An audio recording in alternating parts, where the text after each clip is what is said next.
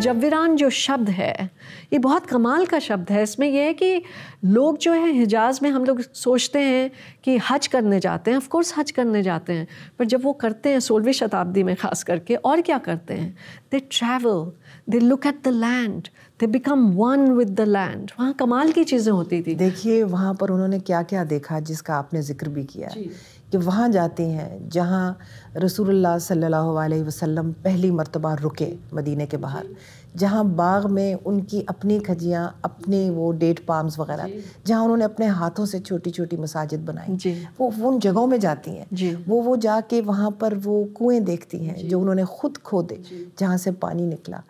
تو وہ چیزیں جب دیکھتے ہیں تو ایک مسلمان کے لیے تو it's a very moving experience.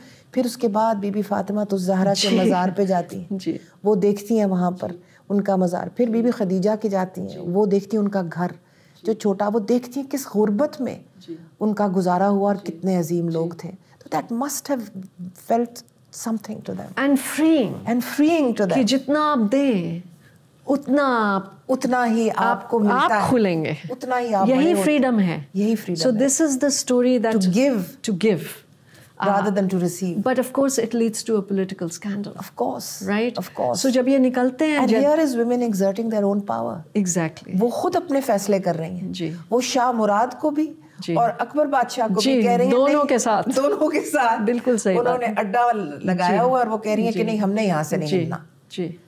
واہ بڑی بات. لیکن یہ ہے کہ جب فائنلی نکلتے ہیں جدہ سے تو باب المنداب جو کہ اب ہم لوگ ریڈ سی کہتے ہیں, اس زمانے میں گرین سی بھی کہا جاتا تھا, وہاں پہ ان کا جو ہے شپ جہاز سائی اس میں چلتے ہیں یہ, اور اس کا شپ ریک ہو جاتا ہے. تو ان کا پورا ریسکیو آپریشن ہوتا ہے ایڈن میں ان کا مطلب وہ پورا جو ایریا تھا اس میں پوری ایکسپرٹیز تھی کئی زمانوں سے. جتنا گنیزا ریکارڈز ہمیں بتاتے ہیں 11ویں شتابدی سے وہاں پہ بہت ہی کمال کے سیلویج آپریشنس چل رہے ہیں. سو یہی سب ہوا. ایڈن میں 7 مہینے انہوں نے بتائے, اور فائنلی 15 جب یہ پہنچی اس کے بعد اجمیر گئیں, جب واپس آئیں سورت, اجمیر, فائنلی لاہور 1582 کے آس پاس. کیونکہ اکبر بادشاہ نے لاہور میں اپنا دارالخلافہ موو کر دیا, اور وہاں پر وہ 10 سال پورے رہے. اور جو ہمارا یہ قلعہ ہے لاہور کا جو بڑا شاندار ہے, یہ اس وقت ہی بنا, اکبر بادشاہ نے خود بنایا, کیونکہ اس کی obviously بنیادیں تو تھیں لیکن it was a mud fort and it wasn't so big and grand as it is today, and that's all the doing of Akbar Badshah in those years. تو پھر گلبدن لاہور آ کے رہتی ہیں, اور وہاں اکبر بادشاہ ان کو کہتے ہیں, وہاں یہ کہانی شروع ہوتی ہے. یہ کہانی شروع ہوتی ہے کہ آپ اپنے بھائی کا دور کی کہانی لکھیے, احوال ہمایوں بادشاہ, اپنے بابا اور بھائی بابر بادشاہ, اور پھر یہ, لیکن انہوں نے جو نام دیا وہ احوال ہمایوں بادشاہ. جی. تو کیا لکھتی ہیں وہ؟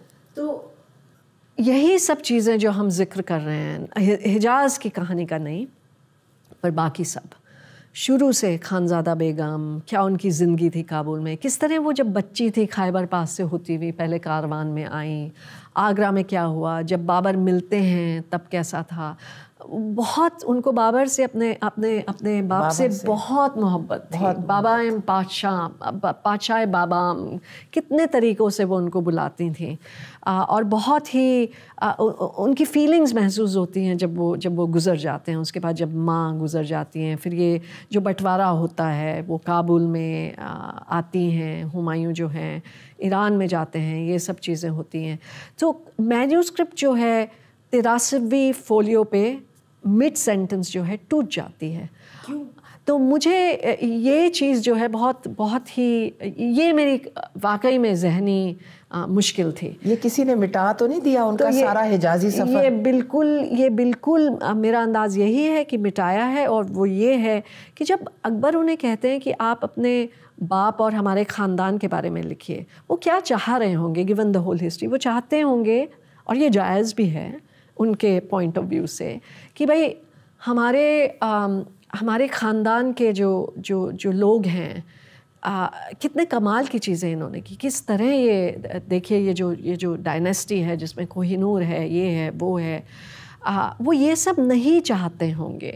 جو گلبدن پرابلمس دکھاتے ہیں کہ سڑک پہ ہیں تو کیا ہے, کس طرح ان کی اصلیت جو بیان کرنا چاہتی تھیں, اور جو نیگوسیشنز, یہ وہ کبھی نہیں چاہتے ہوں گے کہ حمیدہ اور ان کے باپ کے بیچ میں جو ڈسکشن ہوا اس کو نمایاں کیا کہ وہ جائے, نمایاں کیا جائے. اور جو بابر اور ان کے بھائیوں میں جنگیں لڑائیاں ہوئیں اور جس طرح پھر بابر نے اپنے بھائی کو آخر میں آ کے اندھا کر دیا, وہ بھی یہ نہیں چاہتے ہوں گے کہ یہ چیزیں آیا ہوں. لیکن جس قسم کی گلبدن ہے وہ سچ گو ہیں, وہ لکھنا چاہتی ہیں. یہ اصلی چیز ہے, وہ سچ گو ہیں اور وہ ان سب کے بارے میں لکھیں گی. لیکن یہ بھی ہے کہ وہ اپنے خاندان میں پوری طرح وسرجت ہیں. وہ اکبر کے بارے میں بھی لکھیں گی, ایسا نہیں ہے.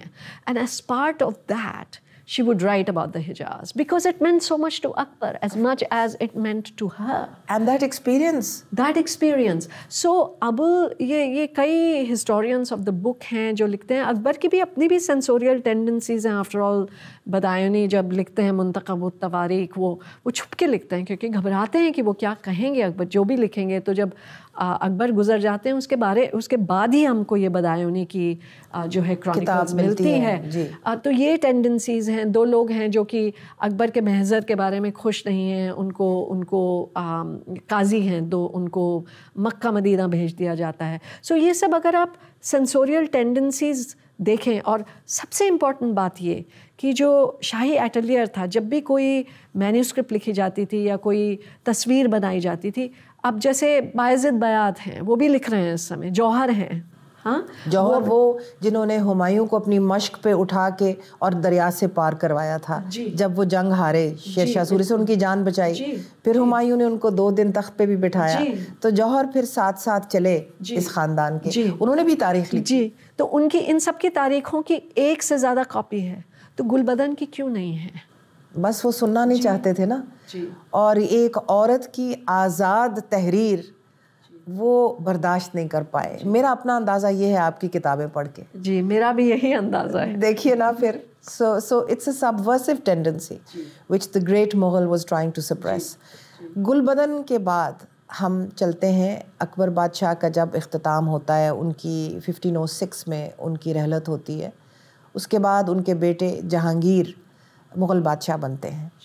جہانگیر بیاہے جاتے ہیں, ان کی شادی وادی ہوتی ہے. 1 بار نہیں, 2 بار نہیں, 19 بیویاں جہانگیر بادشاہ کی ہو جاتی ہیں. لیکن اس دوران جیسے کہ آپ نے لکھا ہے, قندھار بذریعہ قندھار ایک بہت ہی اہم ایرانی خاندان صفوید کورٹ کو چھوڑ کے ہندوستان آتا ہے اور پناہ گزیر ہونے کے لیے آتا ہے کیونکہ they were facing opposition there. So اور قندھار کے باہر ان کی بیٹی کی پیدائش ہوتی ہے جس کا نام مہر النساء تھا. اب مہر النساء کی پیدائش کے بارے میں بھی کہانیاں ہیں, ان پہ نہیں رکتے, آگے چلتے ہیں. مہر النساء جب آتی ہیں ہندوستان, ان کے والد غیاث الدین اور ان کی والدہ عصمت بیگم, یہ دونوں بڑے کلٹیویٹڈ نفیس لوگ ہیں, پڑھے لکھے لوگ ہیں, اور ان کے پیچھے ایک پوری ایک روایت ہے, خاندانی روایت بھی ہے. تو وہ آ کے مغل کورٹ میں ایک امپلائمنٹ لے لیتے ہیں غیاث الدین. پھر مہر النساء کی شادی ہو جاتی ہے علی قلی خان سے, جو بنگال میں مغلیہ سلطنت کے ایک افسر ہیں. وہاں 12 سال وہ رہتی ہیں. ان کی بیٹی بھی ایک پیدا ہوتی ہے, لاڈلی بیگم. ان بنگال مہر النساء comes of age. What happens in Bengal?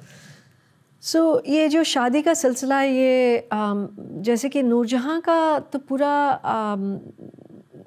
اتہاس کہہ لیجیے یا لیک دیر آف ایک طریقے سے بلٹ پوائنٹ میں ہی ہم لوگوں کو معلوم تھا. ان کی بھی تاریخ مٹائی گئی, ان کی بھی تاریخ مٹائی گئی. جی, سب She was far too powerful for the male historians of the time. That's absolutely it. Of the time and our time. And of this time also. ان کا ذرا آپ بتائیے کہ کس سن کی ہم بات کر رہے ہیں. So ان کی پیدائش 1577 کی ہے اور شادی جو ہے 17 سال میں ہوتی ہے اور 10 سال کی شادی ہے. تو یہ جو ہے جب واپس آگرہ آتی ہیں علی قلی کی موت کے بعد 1604 میں واپس آتی ہیں. تو یہ ہم جو ہے یہ ان کا کرونالوجیکل سپین ہے ساری چیز. اور پھر یہ حرم میں آ جاتی ہیں کیونکہ ان کے والد اس وقت وزیر بھی بن چکے تھے. بعد میں جا کے اعتماد الدولہ بنتے ہیں اور جہانگیر کے زمانے کے بہت بڑے افسر بن جاتے ہیں. تو مہر النساء مینا بازار میں شہزادہ سلیم اس وقت ایمپرر جہانگیر بن چکے تھے، جہانگیر بادشاہ کو ملتی ہیں، اس کے بارے میں بھی بڑی کہانیاں ہیں، اپنی زبان سے بتائیے۔ کہانیاں تو یہی ہے کہ 2 طریقے کی کہانیاں ہیں۔ ایک تو اردو لٹریچر میں تو بہت پائی جاتی ہے کہ بچپن سے ہی ان کا سلیم کے ساتھ جو تھا کچھ چکر چل رہا تھا، یعنی کہ 2 اس طرح یہ ملے، 2 کبوتر تھے، سلیم کے بہت بہترین 2 کبوتر تھے، وہ لے کے جا رہے تھے حمام کی طرف۔ تو ایک لڑکی ملتی ہے بہت خوبصورت، ان سے کہتے ہیں کہ ذرا یہ پکڑ لو، میں حمام جا رہا ہوں، آتا ہوں۔ حمام سے آئے تو ان کے ہاتھ میں ایک ہی کبوتر تھا، اس لڑکی کے ہاتھ میں۔ تو انہوں نے کہا ارے میرے کبوتر کو کیا ہوا؟ تو انہوں نے کہا کہ وہ تو اڑ گیا۔ تو انہوں نے کہا کیسے اڑ گیا؟ تو بولی ایسے اڑ گیا، دوسرے کو بھی اڑا دیا۔ یہ ایک قصہ ہے جو بہت پاپولر مانا جاتا ہے، بٹ جو ہمارے جو ڈاکیومنٹس ہیں ان کے حساب سے مینا بازار میں 1608 کے آس پاس 1608 وہ حرم میں آتی ہیں، 11 کے آس پاس جہانگیر جو ہیں ان کو دیکھتے ہیں، اور 11 میں شادی مانی جاتی ہے، 1611۔